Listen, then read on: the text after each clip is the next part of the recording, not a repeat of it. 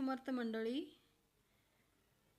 माझ्या बंधू भगिनींनो, आजपासून घरात स्वयंपाक करणाऱ्या सर्व माता भगिनींना हे लक्षात घ्या, स्वयंपाक करताना भांडण नको, तणाव, त्रास, नकारात्मक विचार यापासून स्वतःला दूर ठेवा. स्वयंपाक हे फक्त एक काम नाही, तर ते एक पूजा आहे, घराच्या आरोग्याची, प्रेमाची आणि समृद्धीची. जेव्हा तुम्ही सकारात्मक मनाने, भक्तिभावाने अन्न बनवतात, तेव्हा अन्नपूर्ण माता तुमच्यावर कृपा करते. असं अन्न खाल्ल्याने तुमच्या कुटुंबाला दवाखान्यात जाण्याची गरज भासणार नाही, डॉक्टरकडे जाण्याची वेळच येणार नाही.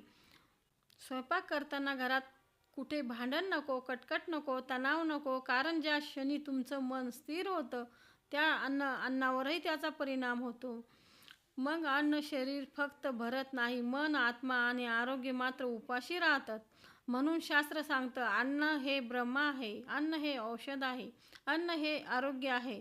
आजपासून एकच संकल्प करूया, आपण स्वयंपाक करणार आहोत फक्त पोट भरण्यासाठी नाही, तर आरोग्य टिकण्यासाठी, मन शांत ठेवण्यासाठी आणि घरात प्रेम, समाधान आणि समृद्धी नांदण्यासाठी. स्वयंपाक करताना देवाने नामस्मरण करा.